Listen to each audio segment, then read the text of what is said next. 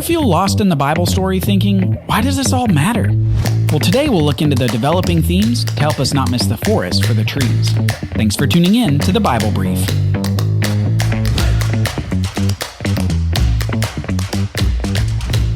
Genesis is brimming with themes and lessons that serve as a foundation for the rest of the Bible story. And since we reviewed the story in the last episode, we'll look closer at the themes in this episode. Moving forward, you'll want to keep each of these in mind so that you can trace each of these themes through the Bible as we go. Tracing a theme can help you understand exactly how God uses things that we might consider odd, like animal sacrifice, to achieve something greater that means something more than simply the death of an animal. Said another way, these themes can be a key to drawing the appropriate meaning and significance of later events in the Bible. Okay, so let's get into it. Today we'll discuss three themes: the sovereignty of God, mankind's identity crisis, and sacrifices and blood. First, let's talk about the sovereignty of God. A good summary of this theme is found in one of the Psalms, another name for songs in the Bible. Psalm 24 has a line that says, "The earth and everything in it, the world and its inhabitants, belong to the Lord. For he laid its foundation on the seas and established it on the rivers." There's a logical statement here that I briefly want to focus on. Everything is God's because he made it. That's it. Simply because God created everything, he has the right and the rule over everything. In our jog through, we saw this play out from the beginning. First, we saw the amazing creation over 6 days, where God, by just his words, made all the elements, the earth and the skies, all the creatures, and finally humanity on day 6. And we focused on the seemingly infinitely complex nature of creating something even like light. We mentioned that light is in particles and waves. It creates shadows, refraction, reflection, and visual perception itself. The amazing nature of just light came straight from the mind of God. But not only did God create things, he expressed a purpose for many of those things. And we focused on his purposing of humanity itself. They were to be fruitful and multiply and fill the earth and subdue it. Perhaps more simply put, have babies and spread out while conquering the earth. This was God's original commission for humanity, and he had every right to make the commission because he, as the creator, has the rights over his creation. Sometimes people call this quality of God sovereignty, and I want to define that for you because many people confuse sovereignty for something else. Sovereignty is simply this: God's right to do what he wants, whenever he wants. Think about what we call sovereigns. Maybe you've heard this applied to kings over countries. We say that they have sovereignty within their own territory, that they have a right to do what they want, whenever they want, simply because they're sovereign over that territory. This is the best analogy for God's rule over the world. God retains all right to do what he wants, whenever he wants, and this right includes the granting of subordinate sovereignty to others. For example, as humans would conquer the earth, they would become sovereigns over it, where they would do whatever they want, whenever they wanted. They would have a sovereignty, though, that existed below God's overarching sovereignty. Maybe a good way to picture this is a circle within a circle. If God's sovereignty contains the biggest circle possible, then as an expression of his sovereignty, he has the right to grant subordinate sovereignty to anything else. This subordinate sovereignty might be expressed as smaller circles of sovereignty within God's larger circle. While this may seem a bit philosophical, it's an important concept because people often wonder this. They say, if God is sovereign, why can things happen that God doesn't like? And the simple answer is this: God, for his reasons, has allowed other beings to have subordinate sovereignty under him, and those beings may not do what would bring God pleasure. This is what happened in the garden. God allowed beings to express their subordinate sovereignty in ways that displeased God. Further, we saw the interactions between these circles of sovereignty in Babylon. The people decided to do something, and God decided that this time he would intervene to stop their project. God didn't merely have the right, he expressed his sovereign right and confused their languages. I say this for one reason that will continue to be apparent as we go through the Bible together. God is the king of the world and sovereign over everything in it. He created it, and he retains all rights to it. Yet, his creatures to whom he gave certain domains of sovereignty can rebel against him. He has the right to choose whether to intervene or not. Sometimes in the story we will see amazing divine intervention, but sometimes we may ask ourselves, why is God silent here? In both cases, God is expressing his sovereignty. God has a right, not an obligation, to intervene in the world's affairs. Another psalm says it best with a simple line, "Our God is in heaven, and he does whatever he pleases." Our second theme in this episode relates to the first, that mankind is in an identity crisis because of rebelling against God.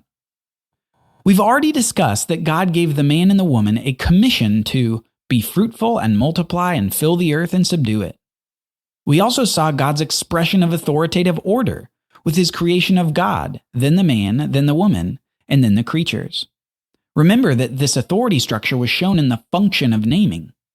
This all came with a prohibition, too. They were not supposed to eat fruit from a certain tree in the garden. And as you'll recall, the humans failed to subdue the serpent when he deceived Eve, who led Adam, who all disobeyed God. This commission, the order, and the prohibition were all violated, and mankind became corrupt with sin, which we saw play out in all the generations after Adam and Eve. Here's the trouble with the corruption. This knowledge of good and evil that resulted from eating from that forbidden tree came with shackles. Those shackles meant that God's purposes were questioned and rebelled against in a slavery to sin. In a sense, despite being in God's image, humanity took on something of the serpent when they fell in the garden. Humans began to have a propensity towards the same question that the serpent had. Did God really say? Perhaps Cain questioned, did God really say that I should do what is right and rule over sin? Maybe the Babylonians questioned, did God really say that we should fill the earth instead of congregate? Abraham may have said, did God really say that he would accomplish the promises? Maybe I need to do something. Here's the point. Humanity, by virtue of being corrupt with sin, confuses its sense of identity and purpose. Each person thinks that they are the master of themselves and the purposer of their own lives. Each person thinks that they need to create an identity apart from everyone else. Each person, perhaps, sees themselves as the only one who can determine their identity. We all tend to want an identity apart from God.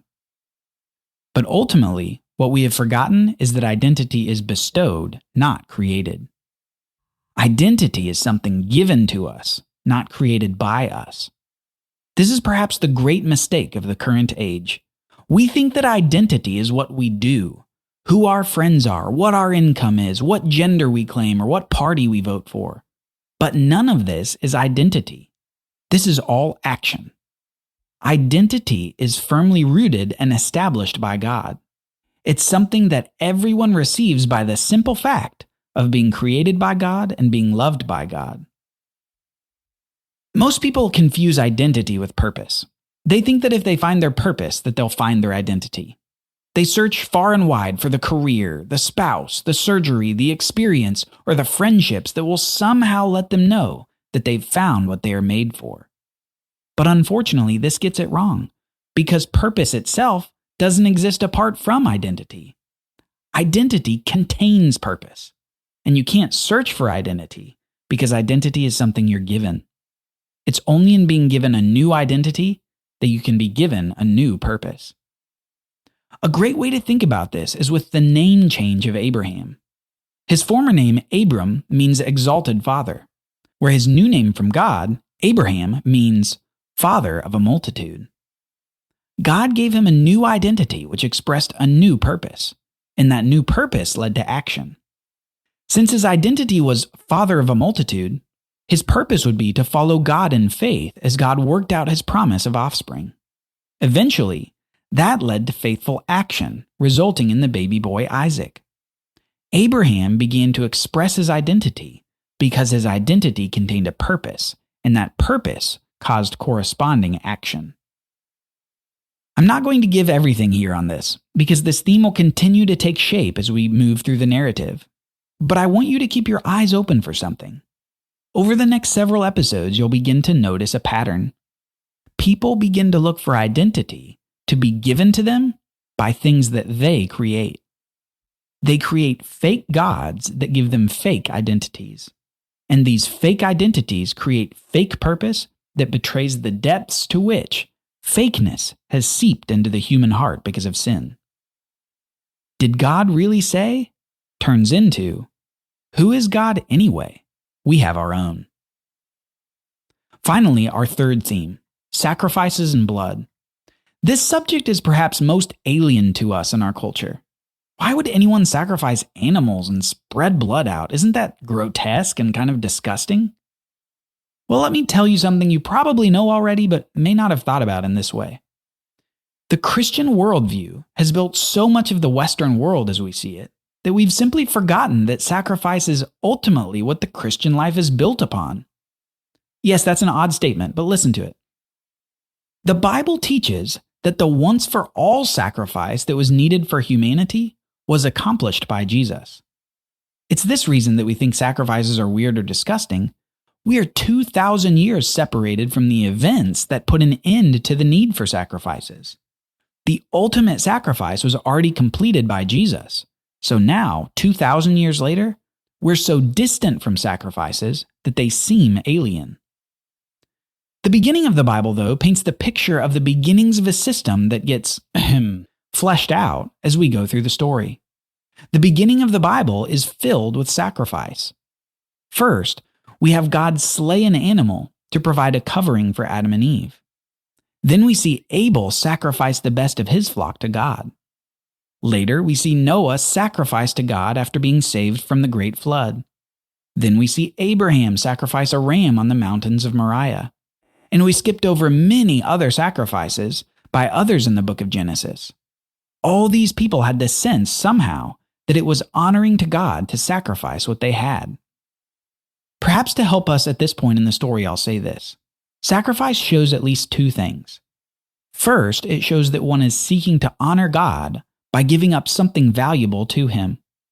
And second, it shows that one is dependent upon God, because you can't get back the valuable thing that's been given to God.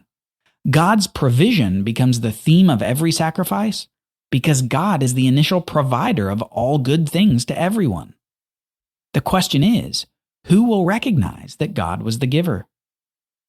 As we move forward in this story, keep an eye out for sacrifices. This system gets very developed over the next few books of the Bible, and we'll see that sacrifices indeed honor God, but they must be done in the proper way. Now, in this episode, we've looked at God's sovereignty, mankind's identity crisis, and sacrifices and blood. What you should take away from this is simply that these themes find their beginning in Genesis, and that you should pay special attention to them as we move forward in the story. I won't always dwell on these in each episode, so I'm counting on you to notice these for yourself before we have another recap like this one. Okay, so next episode, we'll move back into the story as we begin the book of Exodus. Things are going to get interesting as we see a battle between the true God and the fake gods of the Egyptians. Thanks for listening to the Bible Brief. Do you have a question about the Bible? It could be featured on a future show. You can submit a question by going to our website, BibleLiteracyFoundation.com, and clicking on the podcast page. There you can submit a text or audio question. We'd love to hear from you.